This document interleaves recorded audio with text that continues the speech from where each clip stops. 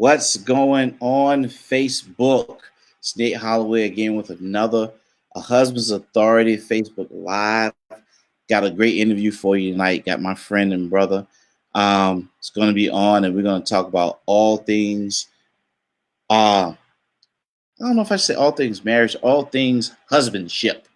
That's the word tonight. Husbandship, new word. It's a word here in Charlotte right now. So, guys, you know how we do. Just if you're on, just go ahead and share onto your page. Bring your friends on. We want as many people on tonight so we can impact. We're gonna go live show at 8. So go ahead and share. I'm gonna do the same thing. I'm gonna share on my pages, and then we're gonna get it going to make sure I got sound. There we go. Because y'all know the last time sound was an issue, but not anymore. Okay, let me share. How y'all doing today? Okay.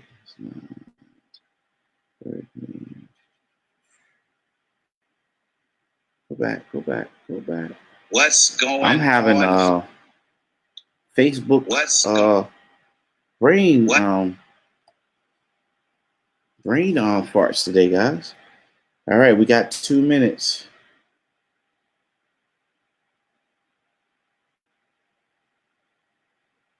Okay.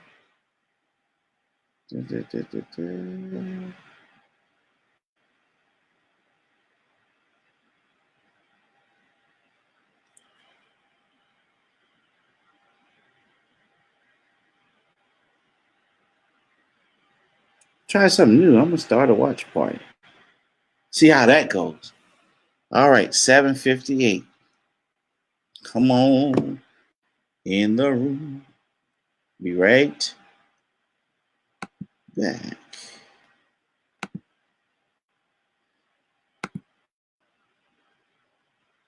All right, come on.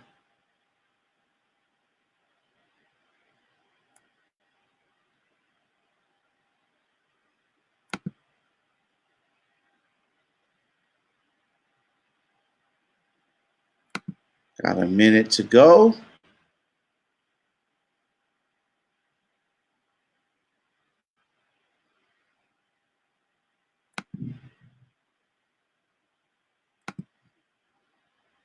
One minute.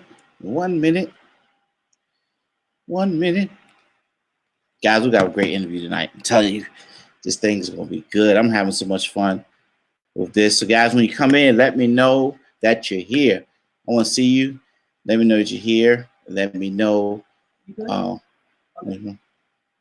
Is it okay on your end? Oh, I thought you were trying to put Tony in. Oh, no, not yet. You're good? Okay. Mm-hmm. That was my beautiful, lovely wife who will check me if I'm up here talking about something that I ain't doing myself. Well, guys, it's 8 o'clock, and it's here for another episode of A Husband's Authority Facebook Live. If this is your first time tuning in tonight, I just want to say welcome. If you haven't watched this before, Husband's Authority is a part of Kingdom Relationships, and what this does is a Facebook Live interview that is set to start a conversation on what it really means to be a husband. And the reason I say that is because a lot of men, I see a lot of marriages that end in divorce because I believe the reason for that is that a lot of men go into it that don't understand what it truly means to be a husband. And I say that because you have to understand what that means and what that is, what a husband is, to have a successful marriage. So what I'm doing is I'm interviewing guys, several husbands. Some weeks I'm going to be interviewing a husband and a wife together about what it means to be a husband and just some questions that I'm asking. But tonight I have the privilege to interview one of my good friends, Anthony Garay. He goes by Tony. We've been friends probably for a couple of years now. I met him when I moved here to Charlotte, and we instantly became brothers. And so I've watched him. I've watched him as a father. I've watched him as a husband, and we've even talked. He's been someone I can go to when I need advice on things, and I know he's got some great wisdom and advice tonight about being a husband. So, guys, I want you to As we're talking, if you got questions, type in your questions. We'll answer them. If you got comments, let me see your comments. Tia Watkins from Tacoma, Washington. Thank you for tuning in. It's time to go. Let's go. Let me bring Tony into the interview. There he is. Tony, what's going on, man? Hello. How are you today? Awesome, man. Excited. Awesome. Looking forward to this. Man, I'm glad. Thank you for being on here tonight, guys. Earlier, Tony was joking about my age, but I'm going to let that slide. Tony is here with us. Tony, tell us a little bit about yourself. What's your story, man? So my story as it pertains to marriage. Yeah. So I've been married now for 13 years. Just made 13 years on January 19th. Crazy to say that, but congratulations. Thank you very much. We've been together for 14 years. When I met my wife, I proposed to her within 3 months of being together. We moved in with each other pretty much right away after 3 months. A lot of craziness, but we got married about a year later. And we'll get into some more of those details, but it was an awesome thing. We had some challenges where we had to move our wedding up due to her father getting diagnosed with pancreatic cancer. So, right away going into the marriage, life was throwing us some real challenges that we had to learn how to handle, learn how to handle as a couple, learn how to treat each other individually. And, people say marriage is just, two people joining together, man, but it's a lot more than that I'm excited to share. That's good. That's good. So you guys have been married for 13 years. Let me ask you, were your parents married? Yeah. So I saw that question when you let me know what we're going to ask, and that's awesome. I'm blessed enough to know that my parents are still married to this day. They're actually celebrated their, I believe, 42nd wedding anniversary, which is tomorrow on the 18th. So they're actually in Las Vegas right now, and they're having a little anniversary trip. But growing up, man, I was blessed enough to have a stable household. My parents were together from an early age. I believe they met when they were in high school, got married real early, about 18. Had my brother young, about 20, 21, and they had me about 22, 23. But in addition to that, I got two uncles. Both are still married to this day. So, my family, there's no divorce, There's no divorce in my family, and marriages aren't perfect, but it's definitely, raises your level to want to, fulfill those family values where, marriage is important.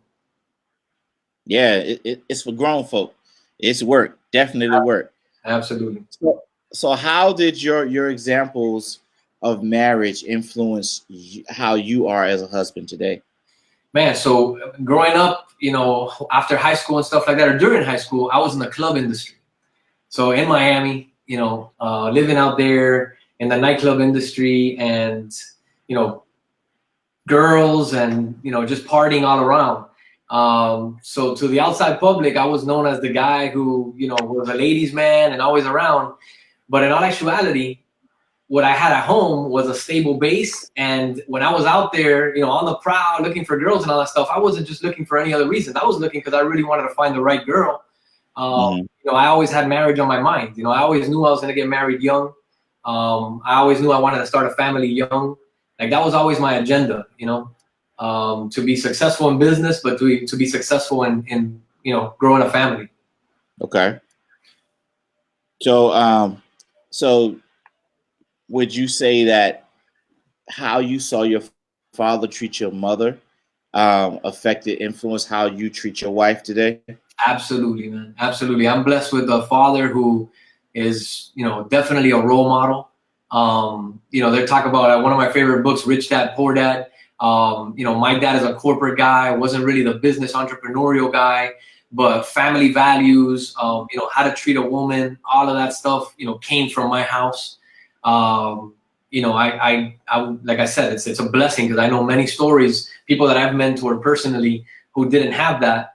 And, to just think back and know that I had that in, the majority of my, male figures growing up, my uncles, my father. I mean, that's just a value all in itself, you know. So it definitely shaped me because I had people to look up to. I had situations and examples to look up to.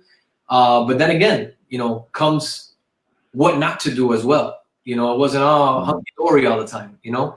So I had their platform to stand on, but then I wanted to create my own platform. And I wanted to, you know, better at that. So tweak some of the things that I saw that I wish would have been different in my parents' marriage, or my uncle's marriages and stuff like that, and, you know, make it my own. But, you know, they led the way. You know, they cleared a good path for me. And that's good. It's good that I like how you said you saw what certain things not to do, and then you took what they did, but you wanted to create a path of your own. Yeah. That's what I believe it's important that of this, what we're doing now, and for men to have influences in their lives of men who are married and successful, because you learn those things. And everyone, even if it's successful, there's still things they could tweak or mistakes they've made that we can learn from. Me, on the other hand, I didn't have my father in the home, but I had figures and mentors who were married, who I learned from and watched, and I took advice from, and I got notes of where I wrote stuff down to go back to. And I said a couple weeks ago, I started this journey where every time I see a couple who's been married for more than 10, 20 years, I ask them, what's a success tip?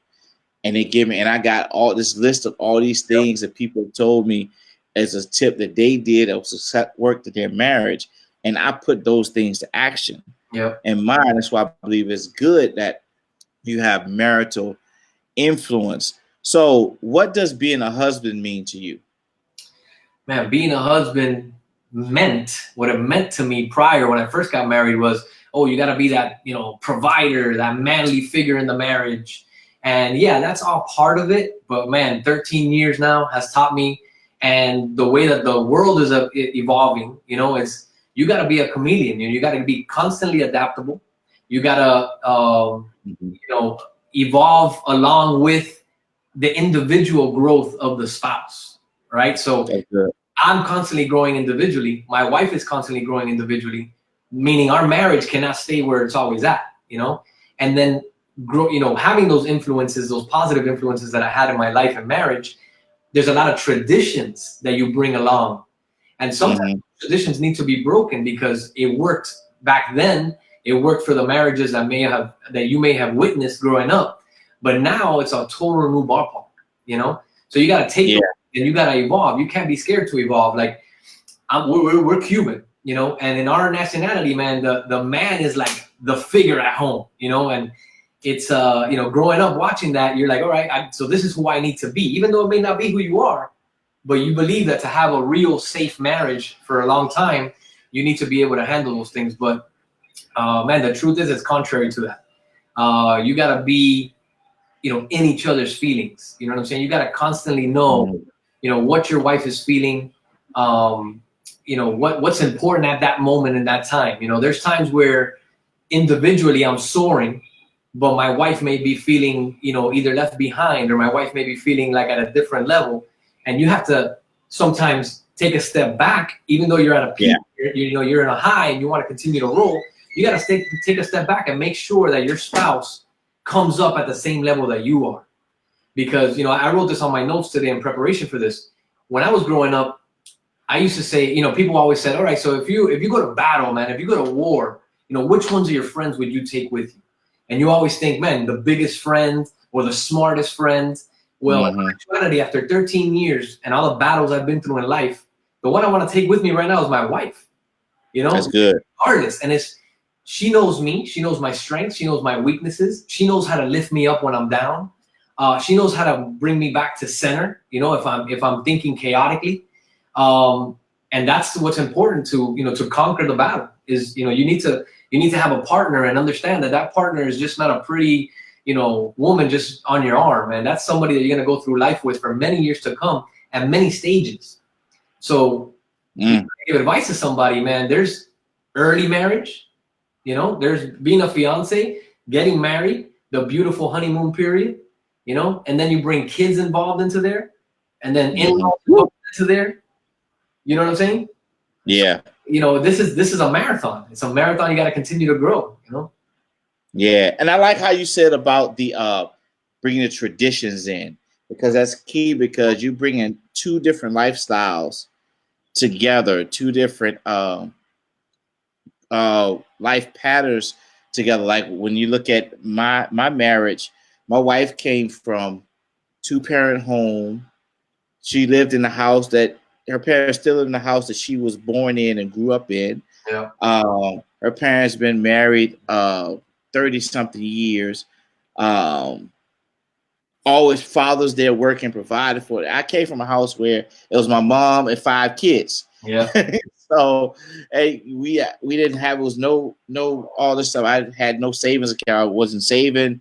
My wife saving. She learned all this stuff. So we had different teachings that we had to come together and be able to adjust, like you said, adjust to each other, but still be willing to learn each other and help each other. Because I had to learn some things about her that I had to say, look, the way it was done all my life, it was wrong. Yeah. You know, and I got to adjust. And then she had to adjust to give me time to adjust to the way it should be done.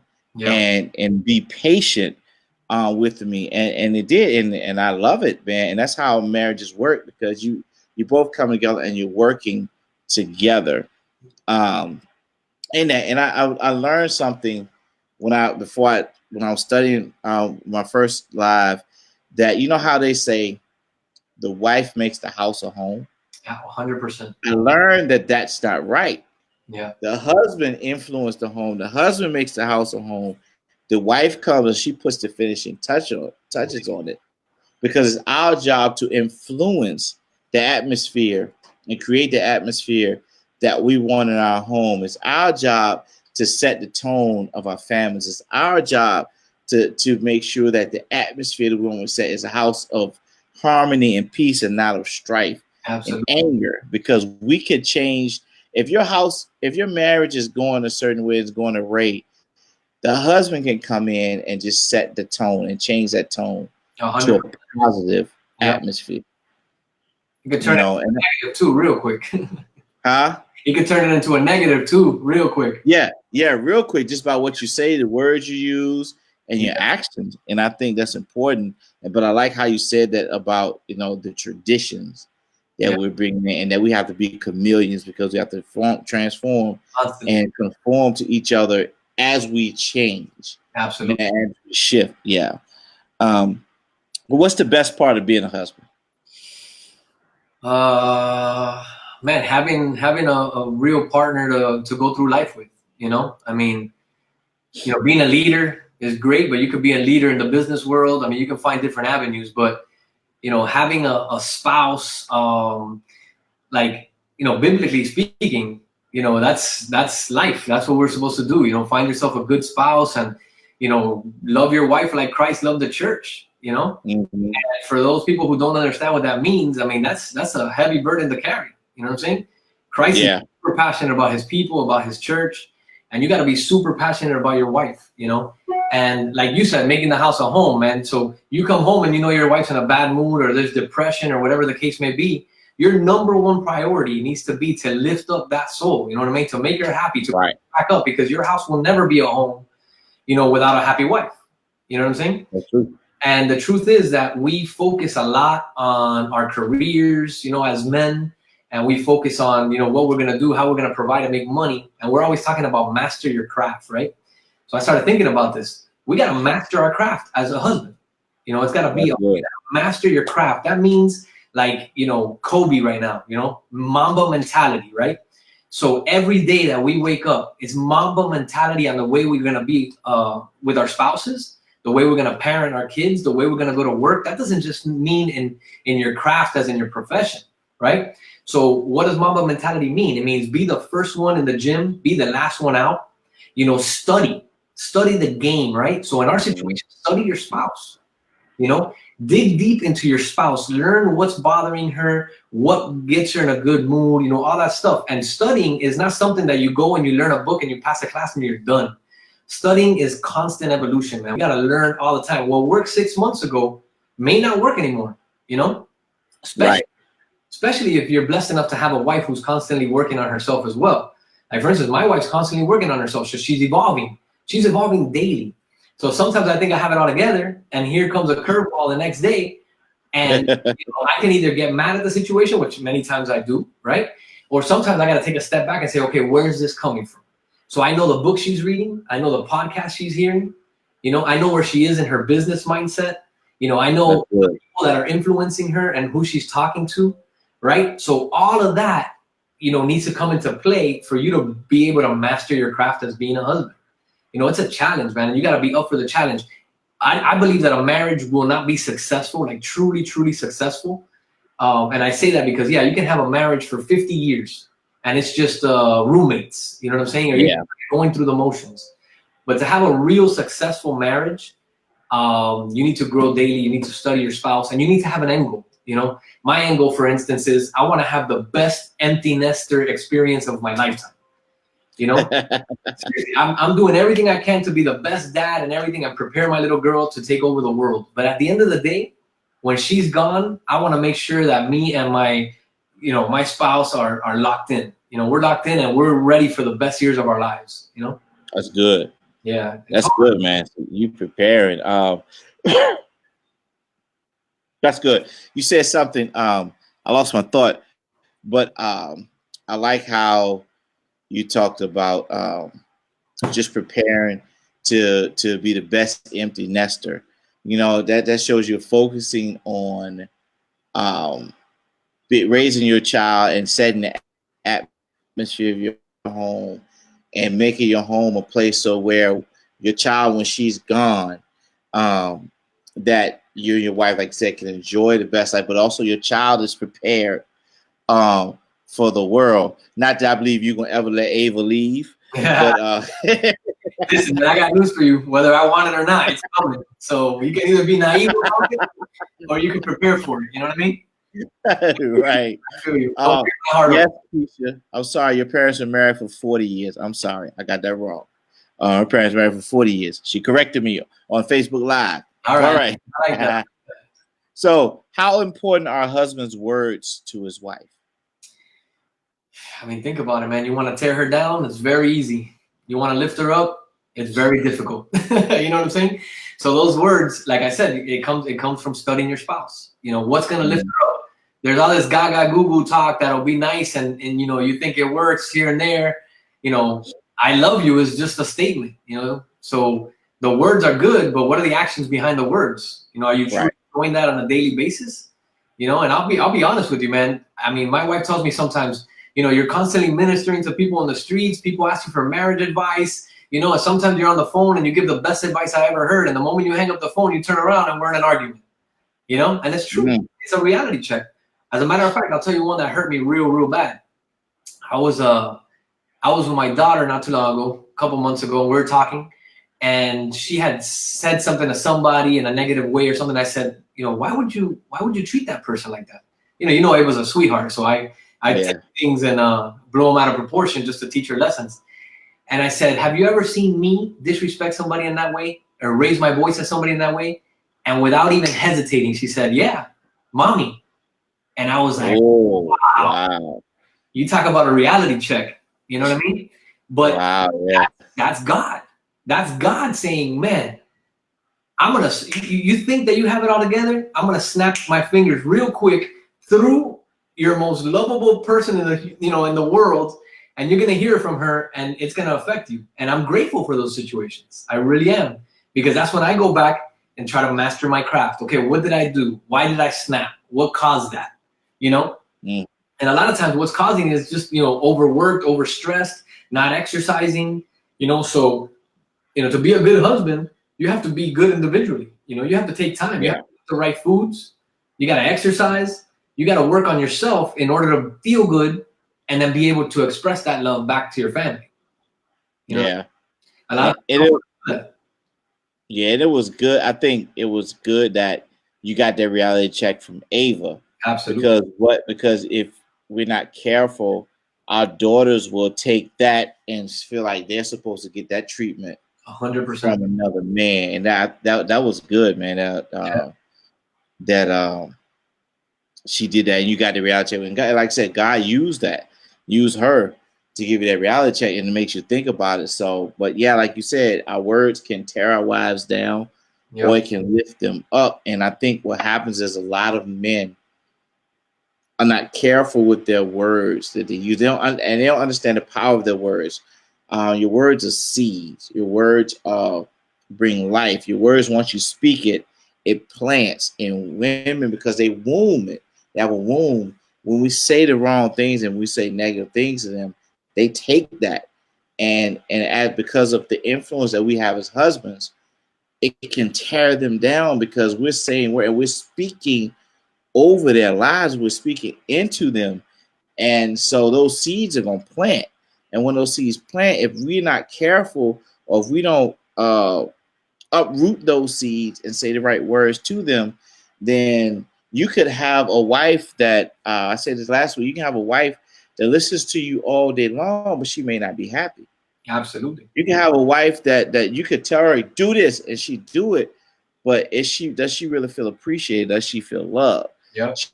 She may come home, she may cook dinner, she may clean the house, she may just be the arm candy that you want to have.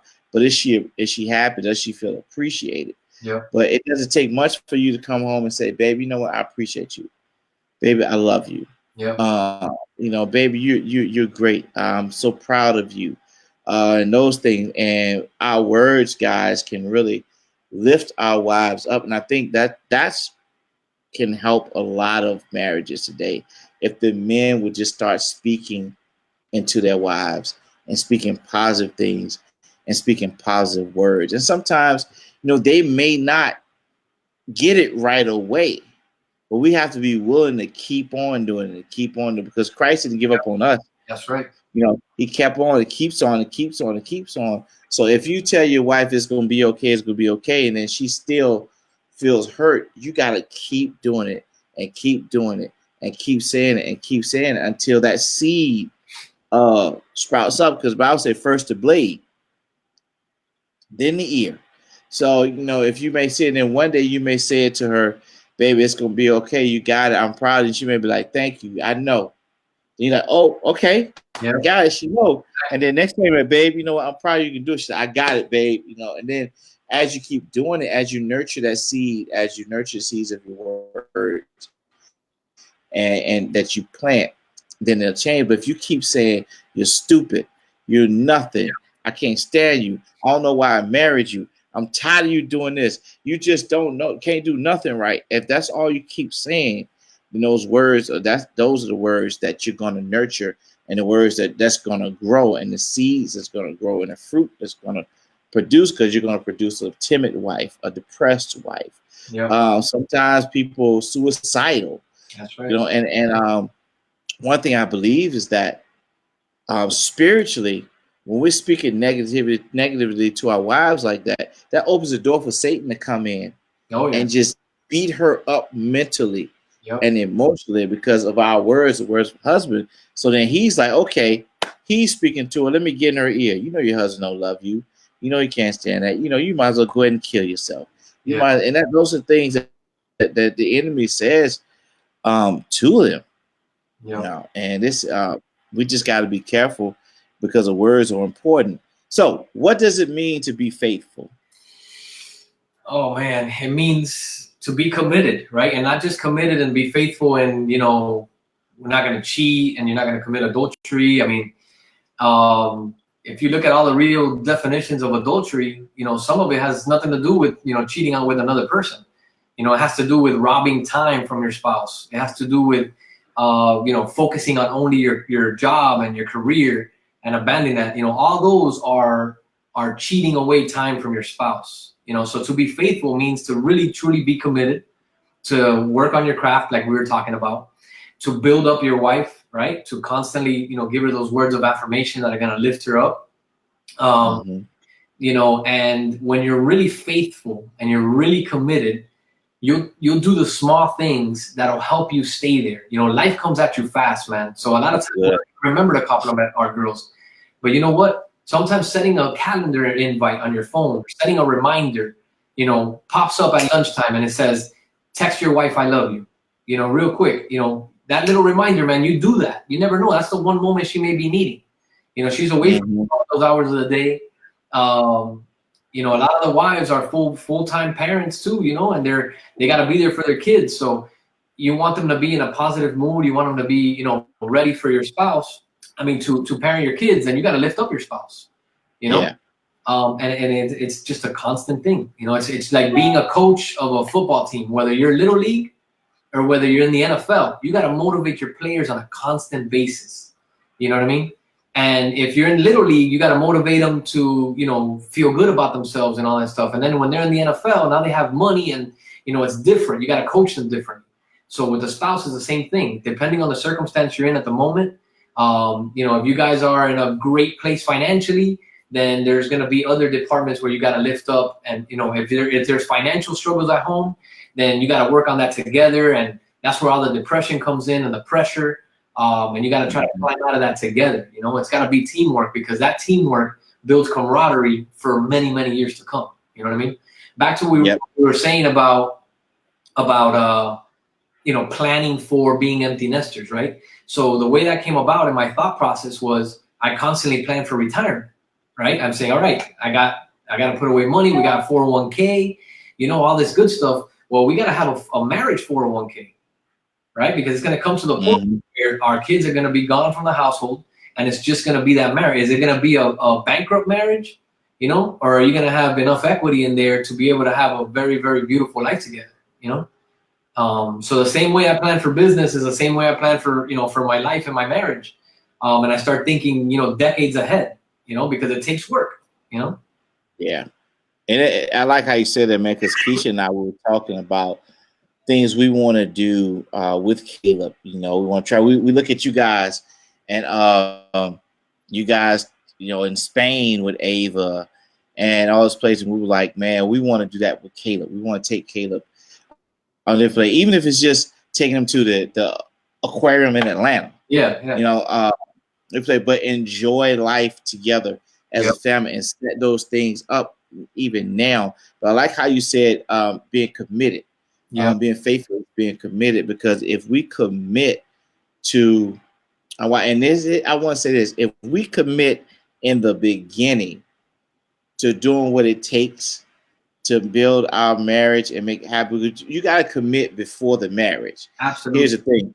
I tell men, I tell single men, you got to commit to be a husband first before you become a husband. Absolutely. So you got to be a husband in your heart and in your mind before you become an actual husband. And even once you start dating, you got to commit to treating her right. Once you know this is the person you want to marry. Now I know everything, I'm not saying every woman is perfect and it's always the man's fault. That's not what I'm saying. What I'm saying is if we commit in the beginning to nurture and to be the men we're supposed to be, then that's when we can even find out things before we get married, before you marry that person. Or when you in the beginning of the marriage, you can find those things that you need to nurture and find out about her, what you need to do to have a marriage, to have a fulfilling marriage as you go along. Yeah. I'm not saying that there will never be divorce, but there's things that we can do to do our best to prevent divorce as men, as husbands. Yeah.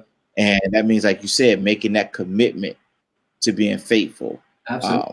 And it's good that you mentioned that about at the beginning, right? So, you know, but for a lot of people out there who are already in marriages who were not committed at the beginning, you know, they thought they were just getting into this, it was going to be easy. You know, there's still a lot of hope, man. There's still a lot of hope because you're able to make that change. You know, there was a point in my marriage, you know, very, very early on where, you know, I literally was, you know, looking up to God on my knees and saying, man, is this what it is? Is this what marriage is? You know, there was family disputes. There was things that came at me left and right that, you know, I couldn't handle. I really couldn't handle. And, you know, being biblically committed to my marriage, I knew that divorce was not an option. So I got on my hands and knees and I seriously prayed about it. And I said, hey, listen, if this is so-and-so, I need you to change that person. You know, if this is my wife, I need you to change that person. You know, Lord, if it's me, then let me know and change me. You know what I'm saying? And long story short, the one that needed to change was me. You know, I thought I had it together. I would blame, you know, my mom if that was a situation. I would blame my wife if that was a situation. And when I really got on my hands and knees and prayed, what God revealed to me was I was the one that needed to change. I was the one that needed to become more of a leader. I was the one that needed to learn boundaries, right? I was the one that needed to learn how to have my core family, you know, my wife, myself, and my child, and build that up, you know, and have boundaries and not allow outside influences to penetrate that until I established it in a way where, you know, you're rock solid. You know what I'm saying? Yeah. And that was, you know, really, really important to me.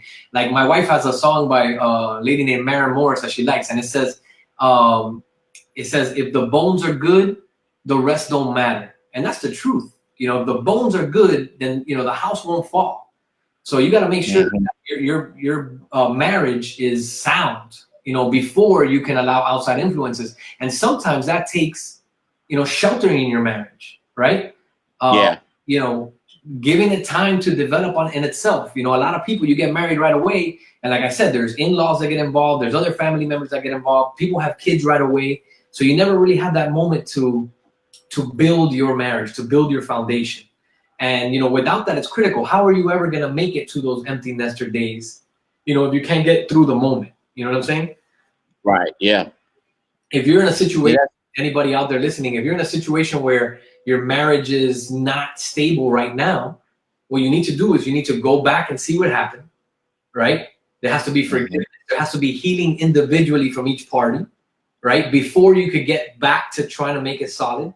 And then you both have to make commitments to yourself to work on yourselves individually, lift up your mindset, and then as a marriage, stabilize that and go. And then sky's the limit from there. You know, if you can accomplish that, and it takes a lot. You know, people want to change their marriages overnight. Boom, 100% the next day. Impossible.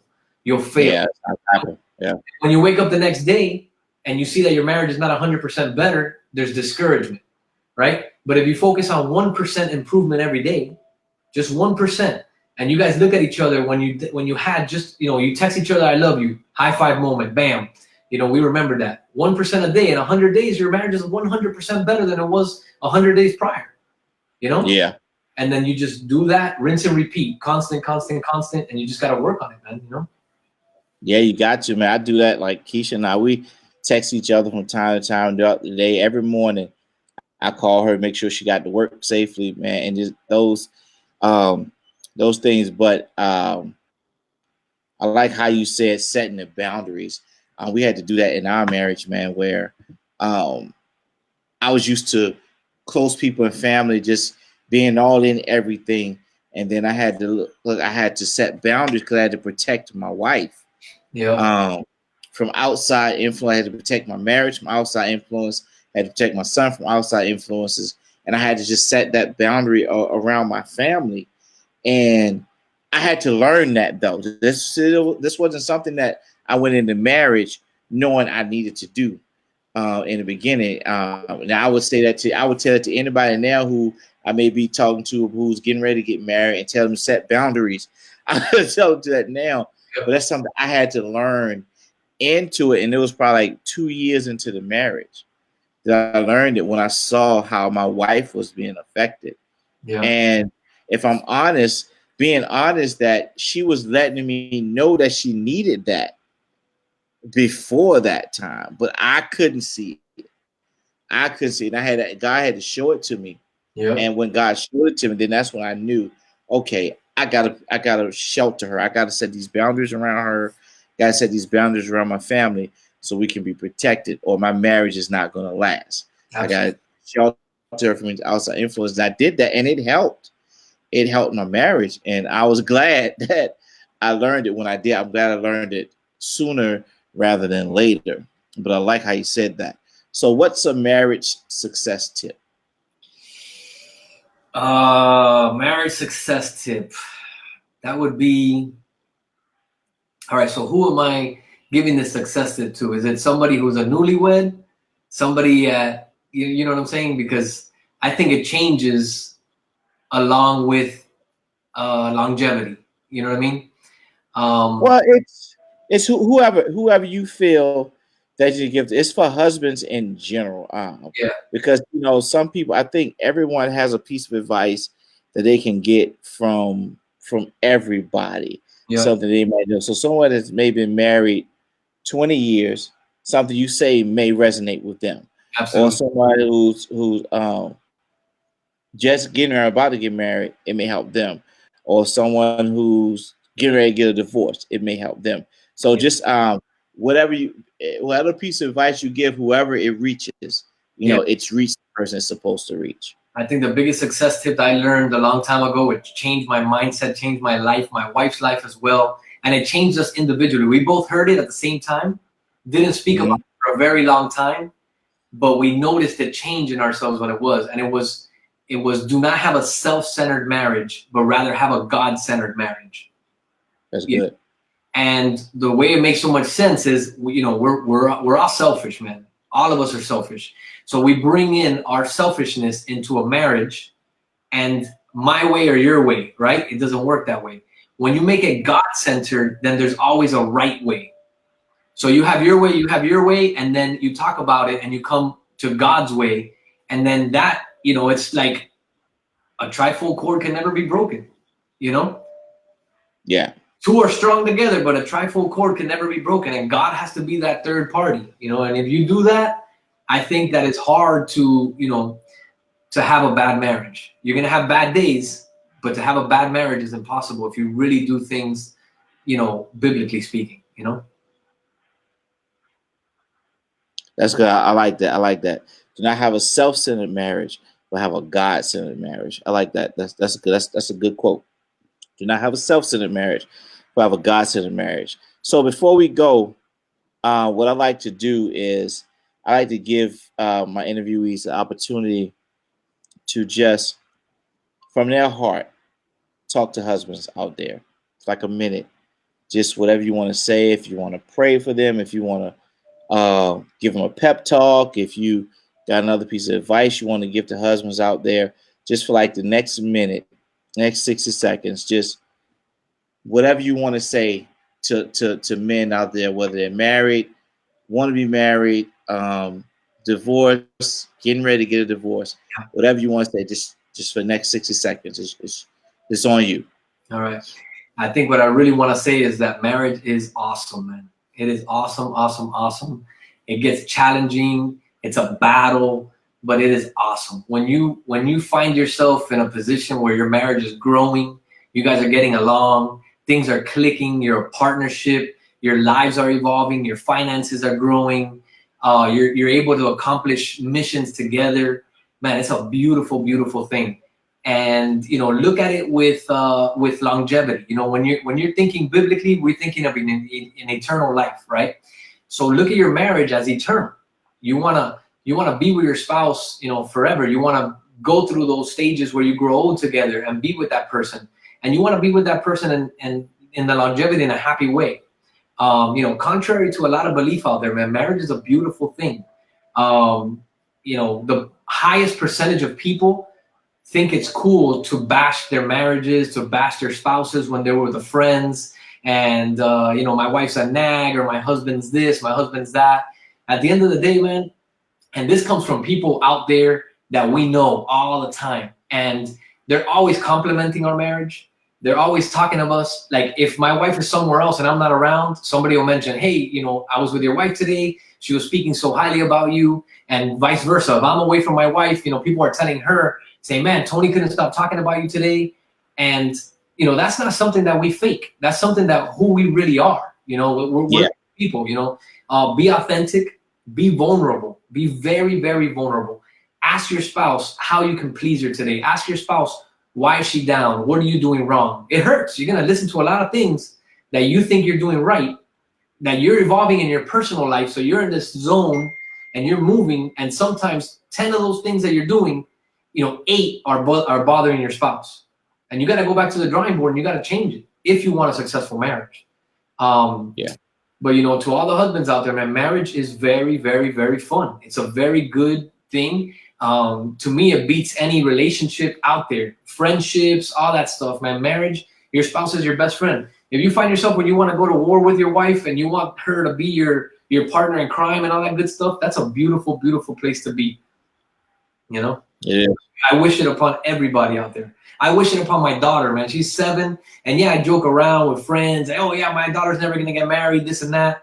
But, man, I pray that she could find a guy like me one day, you know, that she can have a beautiful marriage, that she has somebody that takes care of her. I pray that she fails. I pray that they get back on their feet. I pray that they go through everything I've been through, you know, to be able to envision things the way I do now. I would never appreciate marriage the way I do now if it wasn't for all the struggles, you know? So for those people out there going through struggles, man, embrace that struggle. That struggle is your key to happiness in the future. You know, take that struggle, learn from it. If you don't learn from it, then it's a mistake. But if you learn from it, then move on. Let's go. You know, get better. And your ultimate goal should be to have your marriage influence other people. And not by your words you speak, but just by the actions that you show. If you're on social media, if you're in a restaurant and you're holding your hand, your wife's hand, trust me, there's people out there watching. You know, there's people out there watching. And I'm glad you mentioned what you did earlier about, you know, speaking to the older couples who've been married for 50, 60 years. I do the same thing you do. I always ask them, what's your success tip? You know, how did you get where you are today? You know, and 90% of them say patience. Yep. and there's a negative context to patience too. People say patience. Oh yeah, patience to put up with them. No, patience to endure the process, right? Patience to endure the process. Patience to understand that if you're trying to evolve, it's not gonna be an overnight thing, man. Be patient. Watch that marriage just, you know, grow into the beautiful, you know, flower that it's meant to be. You know what I mean? Be patient. You know, marriage is beautiful. That's the ultimate message. Yeah, I remember one of our conversations, maybe about a year ago, year and a half ago, where you talked about when you started changing yourself to better your marriage. I think it was right before you guys came to Charlotte, back to Charlotte, I think it was. And you was telling about how you were making 6 figures, you had the good job and everything, but you gave all that up. That's right. For your family. Yeah. To come so you can have a better life, have more time with your family, things like that. And how now how you're enjoying life much more now. Incredible, man. Than you were when you were in Miami in real estate making the 6 figures and those things. And I like that because when I first met you guys, I used to see you guys every morning from my office walking together with a cup of coffee, you know, and I used to say, oh, get a room or something else for you guys. But I like that about you guys, how you guys are always together. Every concert that was out there, y'all sitting out there. Nate, y'all come to the concert? Yeah. No, we ain't coming, but y'all out there chilling. But I like that you guys are a good example of a marriage. And I've heard, you've told me of things that where you guys came from and stories that you've shared tonight. I appreciate that. I just want to let you know that you weren't able to have a good man. Caleb likes older women. Oh boy. You know, he's only all right. years younger. Conversation. No, we can have an arranged marriage. You know, we can set them up. Boom. You know, Keisha probably will get me for that. But to be a good man, man. You know, that's awesome, man. Honorable. Oh, he's gonna be a good man. Definitely gonna be a good man. But man, Tony, I appreciate you tonight, man, for coming on. Great dialogue, man. Appreciate you for being a friend and a brother. We're definitely gonna have you on again. Time, guys. It's my friend Tony. Hope you enjoyed it tonight. If you have any questions at all, you can email us at hello@kingdomrelationships.org. You can also see this video again on my Facebook page, on Kingdom Relationships page, or I'd rather you go to our website because we got other things on our website that you would definitely love. You can see all of our other interviews. So go to our website at kingdomrelationships.org or to our YouTube page and see the video. Tony, I'm going to be back with you in just a second, man. All right, buddy. So, guys, I thank you for tuning in tonight. Those of you who tuned in, I really appreciate it. We will be back next week with another great interview for Husband's Authority. Appreciate you. You can also find us at www.kingdomrelationships.org. If you have any questions, if you got anything you want to talk about, anything advice you want, you can see us on there. She said, well, what? Wait. Guys, I appreciate you for being on tonight. I love you. Until next week, be victorious.